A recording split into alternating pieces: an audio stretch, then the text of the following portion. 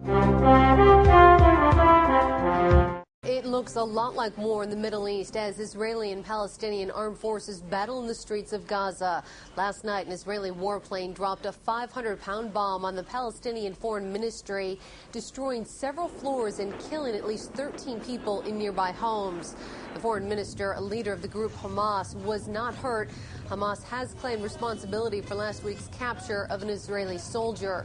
The attack came just hours after Hezbollah guerrillas from Lebanon crossed the border and captured 2 more Israeli soldiers and killed 8 others. Robert Lieber is a professor at Georgetown University School of Government and International Affairs. He is also the author of The American Era, Power and Strategy for the 21st Century. He joins us from our Washington bureau with some analysis. Good morning, Professor.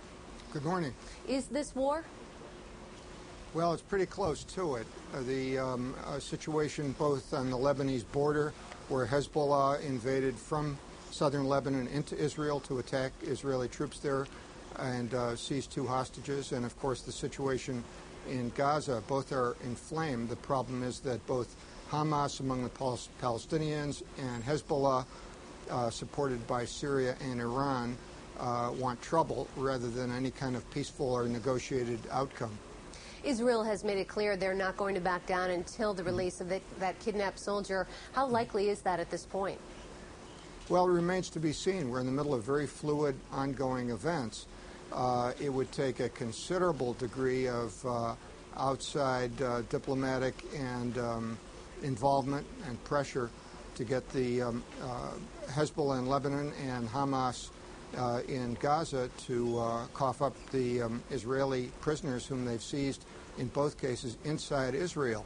In terms of the UN Charter, Israel has acted in self-defense, that is to say there were intrusions onto its territory, even though the UN in the year 2000, for example, recognized the existing Lebanese border as the international one after Israel withdrew. How big of a statement did Israel make by attacking the Foreign Ministry building? Well, that it's holding Hamas responsible.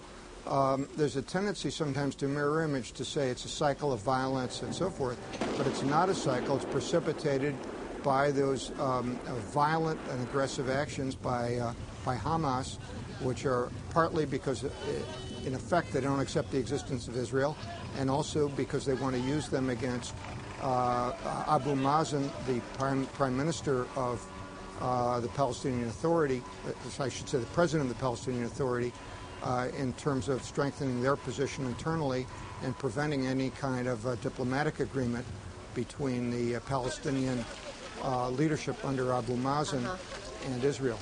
Professor, you mentioned it might take some outside influence to achieve a diplomatic outcome. Who are you referring to?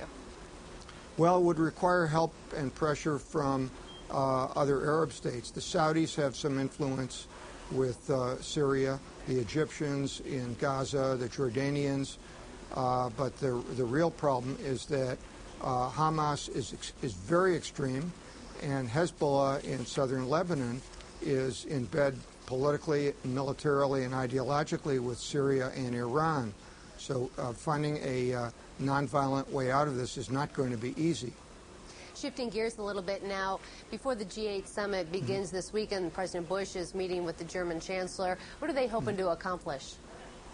Well, U.S. relations with Germany have improved enormously since the political bust-up between Schroeder for Germany and Bush in 2002, early 2003, over the issue of war with Iraq.